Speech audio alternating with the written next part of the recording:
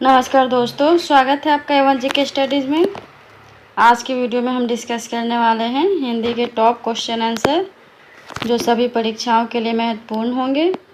अगर आप किसी भी परीक्षा की तैयारी कर रहे हैं तो ये वीडियो आपकी सहायता करेगी, इसलिए आप लोग वीडियो को पूरा देखें। इनमें से जितने भी क्वेश्चन के आंसर जानते हैं प्लीज़ कमेंट बॉक्स में ज़रूर दीजिएगा, और चैनल पे नए हैं तो चैनल को भी सब्सक्राइब ज़रूर कर लीजिए। चलिए आगे बढ़ते हैं। आज का आपका पहला सवाल है, तालव्य महाप्राण अघोष व्यंजन वर्ण कौन सा है? आपके ऑप्शन से ए ट, बी छ, सी थ, डी झ। जवाब दीजिए। सही जवाब है ऑप्शन बी छ। तालव्य व्यंजनों में च, छ, ज, झ यहाँ आते हैं। प्रत्येक वर्ण का दूसरा और चौथा वर्ण महाप्राण तथा पहला और दूसरा वर्ण अघोष होता है। अगला सवाल, मौन का विलोम क्या होता है? मौन का विलोम क्या होता है? आपके ऑप्शन से ए शांत, बी वाचाल, सी मौलिक, डी चुप। जवाब दीजिए। सही जवाब है ऑप्शन बी वाचाल। मौन का विलोम शब्द मुखर या वाचाल है। अगला सवाल, यदि किसी पंक्ति में मनहु शब्द का प्रयोग किया जाता है तो इसमें कौन सा अलंकार होगा? आपके ऑप्शन से ए उपमा, बी उत्प्रेक्षा, सी रूपक, डी विभावना। जवाब दीजिए। सही जवाब है ऑप्शन बी उत्प्रेक्षा। जब वाक्य में मनु, मानहु, जनु, जानहु, मानो, जान पड़ता है जैसे शब्दों का प्रयोग होता है वहाँ उत्प्रेक्षा अलंकार होता है। अगला सवाल, शुद्ध वर्तनी वाला शब्द कौन सा है? बताइए, भागीरथी का शुद्ध वर्तनी वाला शब्द कौन सा है? जवाब दीजिए। सही जवाब है ऑप्शन सी भागीरथी। अगला सवाल, निम्न में से कौन व्यक्तिवाचक संज्ञा नहीं है? आपके ऑप्शन से ए कौवा, बी हिमालय, सी पूर्व, डी होली। सही जवाब है ऑप्शन ए कौवा। कौवा व्यक्तिवाचक संज्ञा नहीं है बल्कि जातिवाचक संज्ञा है, जबकि होली, हिमालय, पूर्व व्यक्तिवाचक संज्ञा है। अगला सवाल, गायक का संधि विच्छेद क्या है? गायक का संधि विच्छेद क्या है? आपके ऑप्शन से ए गै धन अक, बी गा धन यक, सी गे धन अक, डी गा धन अक। सही जवाब है ऑप्शन ए गै धन अक। गायक का संधि विच्छेद गै धन अक है। यह अयादी संधि का उदाहरण है। अयादी संधि में ए, ओ के बाद कोई भिन्न स्वर आने पर क्रमशः आय, औ हो जाता है। अगला सवाल, भाषा विज्ञान की दृष्टि से ऊ किस प्रकार का स्वर है? आपके ऑप्शन से ए पश्च विवृत, बी पश्च संवृत, सी अग्र विवृत, डी अग्र संवृत। जवाब दीजिए। सही जवाब है ऑप्शन बी पश्च संवृत। जब जीभ का पिछला भाग उच्चारण में सक्रिय रहता है तो उसे पश्च स्वर कहा जाता है। ऊ के उच्चारण में जीभ का पिछला भाग सक्रिय रहता है। जिन स्वरों के उच्चारण में मुख कम खुला रहता है उन्हें संवृत स्वर कहा जाता है। ऊ के उच्चारण में मुख कम खुला रहता है। अगला सवाल, दो विपरीतार्थक शब्दों के बीच कौन सा विराम चिन्ह लगता है? आपके ऑप्शन से ए योजक, बी प्रश्नवाचक, सी उद्धरण, डी विस्मयादि बोधक। जवाब दीजिए। सही जवाब है ऑप्शन ए योजक। दो विपरीतार्थक शब्दों के बीच योजक चिन्ह लगता है, जैसे रात दिन, सुख दुख, ऊपर नीचे आदि। अगला सवाल, इनमें से सर्वनाम शब्द कौन सा है? आपके ऑप्शन से ए रोग, बी कौन, सी नींद, डी सफाई। जवाब दीजिए। सही जवाब है ऑप्शन बी कौन। संज्ञा के स्थान पर प्रयुक्त होने वाले शब्द को सर्वनाम कहते हैं, जैसे यह, कौन, आप।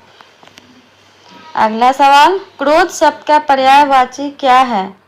आपके ऑप्शन से ए अमर्ष, बी संताप, सी भीति, डी वैमनस्य।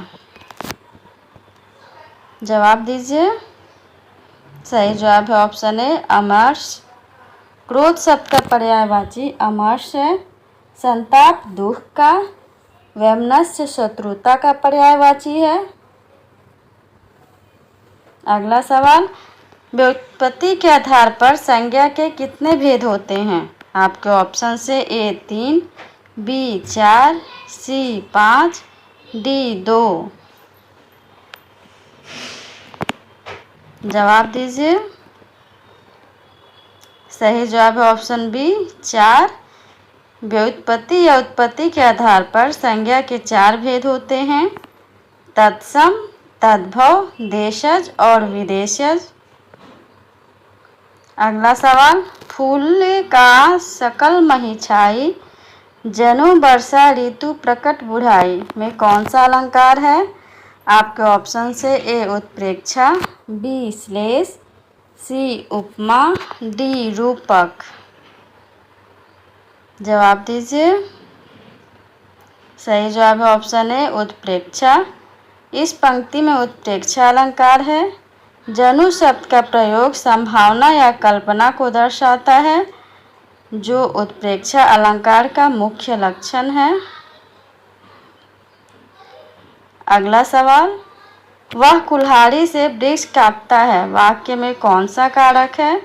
आपके ऑप्शन से ए अधिकरण, बी करण, सी आपादान, डी संप्रदान। बताइए। सही जवाब है ऑप्शन बी करण।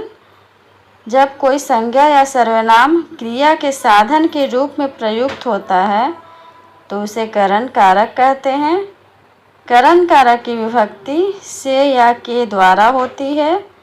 इस वाक्य में से विभक्ति का प्रयोग कुल्हाड़ी के लिए हुआ है, जो कि क्रिया का साधन है, इसलिए यहाँ करण कारक है। अगला सवाल, अक्षर ध्वनि किसके अंतर्गत आती है? आपके ऑप्शन से ए घोष वर्ण, बी मूल स्वर, सी तालव्य, डी संयुक्त वर्ण। बताइए अक्षर ध्वनि किसके अंतर्गत आती है? सही जवाब है ऑप्शन डी संयुक्त वर्ण। क्ष ध्वनि जो कि क और मूर्धन स के संयुक्त रूप से बनती है, एक संयुक्त व्यंजन है। अगला सवाल, वाह तुम आ गए, वाह के बाद कौन सा चिन्ह आएगा? आपके ऑप्शन से ए विस्मयादि बोधक, बी पूर्ण विराम, सी अवतरण, डी प्रश्नवाचक। जवाब दीजिए। सही जवाब है ऑप्शन ए विस्मयादि बोधक। वाह के बाद विस्मयादि बोधक चिन्ह आएगा, इसलिए इसका सही वाक्य होगा वाह तुम आ गए। अगला सवाल है, अंतस्थ और उष्म वर्णों की संख्या कितनी है? आपके ऑप्शन से ए 6, बी 7, सी 9, डी 8।